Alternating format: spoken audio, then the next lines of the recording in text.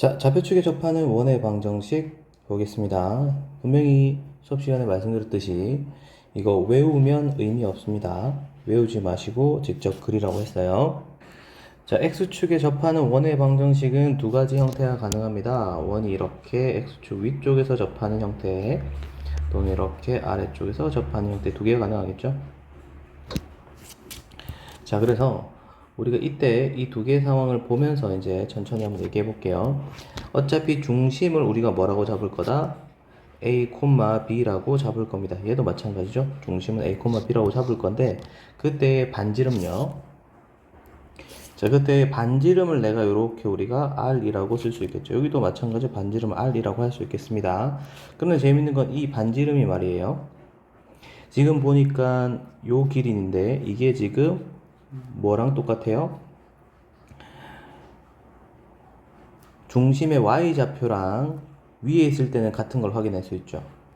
밑에 있을 때는 어떻게? 이게 지금 x축보다 아래에 있으니까 음수일 거잖아요. 그래서 이렇게 마이너스 b랑 같을 겁니다. 그래서 이걸 한꺼번에 표현하는 건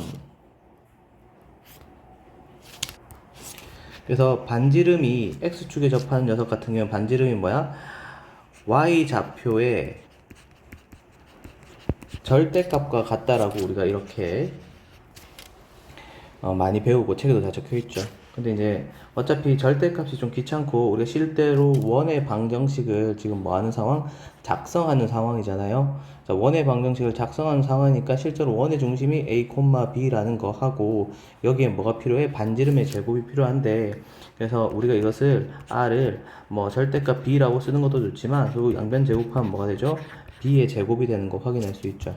그래서 반지름의 제곱이 뭐다? b의 제곱이 되는 걸 확인할 수 있으니까 이걸 가지고 중심을 이렇게 표현하고요. 그 다음에 뭐야? 반지름 제곱을 이렇게 표현해서 만들면 되겠죠. 많은 친구들이 이거를 x축에 접하면 y좌표 이렇게 외우시는데 외우지 마시고 간단히 그리면 되겠습니다. 괜히 외우다가 틀리니까요. 그래서 이렇게 우리가 그래프를 그려서 상황을 보고 바로 작성할 수 있다라는 거예요. 원의 방정식 작성하는 중입니다. 다음요. 자, y축에 접하는 원의 방정식입니다. 얘도 y축에 접하는 게 뭐더라 외우시지 마시고요. 어떻게 한다? 그려라.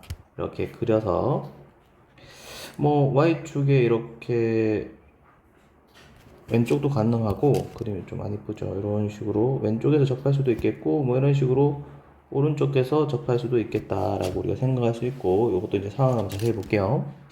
자, 둘 다 원의 중심은 우리가 뭐라 쓸 수 있다? 원의 중심을 A, B라고 쓸 수 있는 건 문제가 없겠죠. 그때 이제 이 친구가 얘가 뭐가 된다? 반지름. 얘가 뭐가 된다? 반지름이 되는 건 전혀 문제가 없는데 이때의 반지름의 길이는 뭐랑 똑같죠? x축의 중심의 x좌표. 중심의 x좌표인 a와 같겠죠. 그 다음에 이 친구 같은 경우에는 반지름이 x좌표니까 마이너스 a. 왜냐하면 얘는 지금 x값이 음수이기 때문에 반지름은 양수잖아요. 그래서 마이너스 a라 쓸 수 있고 이 둘을 본 결과 반지름은 우리가 이렇게 쓸 수 있겠다. 중심의 뭐야? x좌표의 절대값이라고 얘기할 수 있겠지만 결국적으로 우리가 지금 뭐 하는 거다? 원의 방정식을 작성하는 거다. 중심이 a, b고 그 다음에 내가 필요한 건 뭐야? 반지름의 제곱이잖아. 그래서 반지름의 제곱은 그럼 뭐야? x좌표인 a의 제곱이 될 거니까 이게 a 제곱이네. 그래서 이걸 보고 x한테 x 빼고 제곱 더하기 y한테 y 빼고 제곱 해놓고 반지름의 제곱을 이렇게 a 제곱이라고 작성할 수 있게 되는 거겠죠. 근데 많은 친구들이 이걸 그냥 아무 생각 없이 외우는데 외우는 것보다는 어떻게 하는 거 이렇게 상황을 그려서 바로 해석하면 됩니다. 고민에 빠지지 말고요. x축에 접하는 원, y축에 접하는 원을 그리시면 되겠습니다. 뭐 반지름이 절대값 x좌표다 뭐 이런 것도 외워주면 좋긴 하겠지만 결국 반지름의 제곱이 필요한 거니까 x좌표의 제곱을 쓰면 되겠다. 제곱하면 부호가 상관이 없게 되겠죠. 자, 이제 세 번째. 자, 세 번째는 x축, y축에 동시에 접하는 원의 방정식입니다. 이거 공부 좀 한다는 친구들이 내신 시험에서 잘 틀려오는 문제 중 하나입니다. 공부 좀 한다는 건 3등급?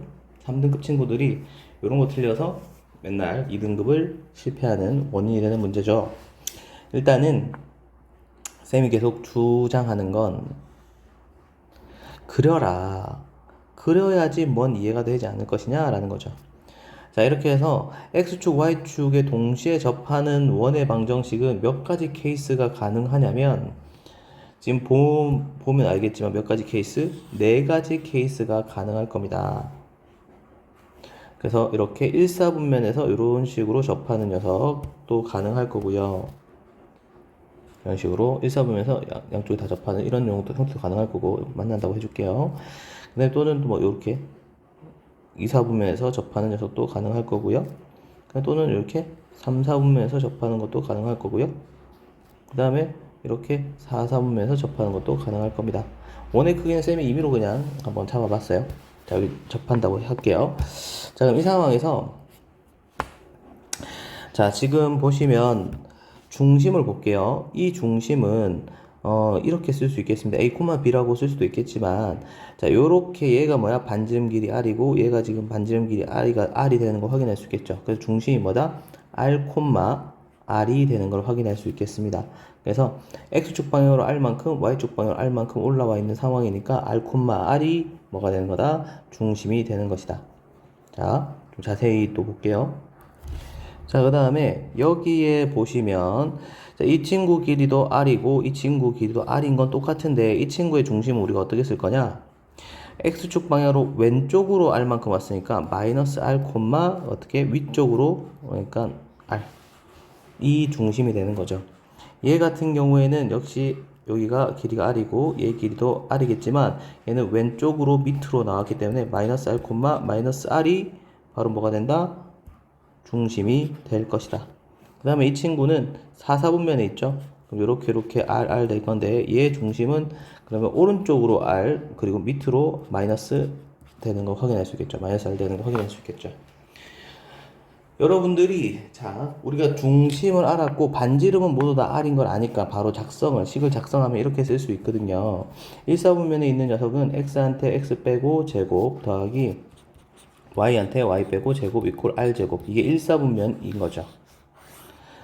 자, 그 다음에 2사분면은 X한테 X 빼고 제곱 더하기 Y한테 Y 빼고 제곱 이퀄 R제곱이겠죠. 식이 어디가 차이 나죠? 여기서 차이 나는 거 보여요? 왜? 중심의 부호가 다르니까 식도 달라지는 거 확인할 수 있죠. 앞서서 쌤이 어설프게 공부한 친구들이 이 문제 잘 틀린다. 왜냐? X축, Y축에 동시에 접하는 원이다 라고 하면 그려보지 않고 무조건 여기 뭐야? 첫 번째 식을 작성해서 막 대입을 해서 문제를 풉니다. 이러면 답이 안 나오죠. 그래서, 지금 얘가 몇 사분면에 있어? 2사분면에 있는 거야? 그러면 이걸 보고 작성해야 됩니다. 만약에 그 녀석이 3사분면에 있으면 중심이 마이너스 R, 마이너스 R일 거니까, 3사분면에 있는 X축, Y축에 동시에 접하는 건 마이너스 X한테 마이너스 하고 더하기 Y한테 마이너스 해서 이렇게 작성해야 되는 거겠죠. 차이점 역시 어떻게? 중심의 부호가 다르기 때문에 식이 조금 미묘하게 달라지는 거 확인할 수 있겠죠. 자, 그 다음에 얘도 역시 X 마이너스 R의 제곱 플러스 Y 플러스 R의 제곱 이꼴 R 제곱 되는 거 확인할 수 있겠습니다. 자, 그래서 어떤 친구들은 1사분면일 땐 이거, 2사분면일 때 이거, 3사분면일 때 이거 다 외우시는데요. 외우지 마시고요. 그리셔야 됩니다. 여러분이 실제로 1등급이나 2등급으로 가기 위한 변별력 문제를 맞추기 위해서는 문제에서 제시한 상황을 그래프로 나타낼 수 있어야 합니다. 그래야지 보면서 해석하면 문제가 쉽게 풀리는 것을 다 외워서 풀려고 하면 이거 지옥입니다. 지옥이 따로 없으니까요. 꼭 그리면서 풀어라. 그리고 지금 보면 알겠지만 X축에 접하는 Y축에 접하는 경우도 그려서 해석하고 풀면 문제없이 뭘 할 수 있다? 원을 작성할 수 있다라는 겁니다. 원방은 수업 시간에 얘기했지만 우리가 새로 배울 내용 자체가 엄청 많은 게 아닙니다. 그냥 문제를 읽고 우리가 배운 내용대로 그 상황을 그릴 수 있으면 다 문제가 풀 수 있게 디자인되어 있는데 여러분들이 그리는 걸 어려워하죠. 그래서 또 다시 당부하지만 그래프 계속 그리시면서 식 보고 그래프 그리고 그래프 보고 식 쓰는 과정을 계속 반복하셔야 됩니다.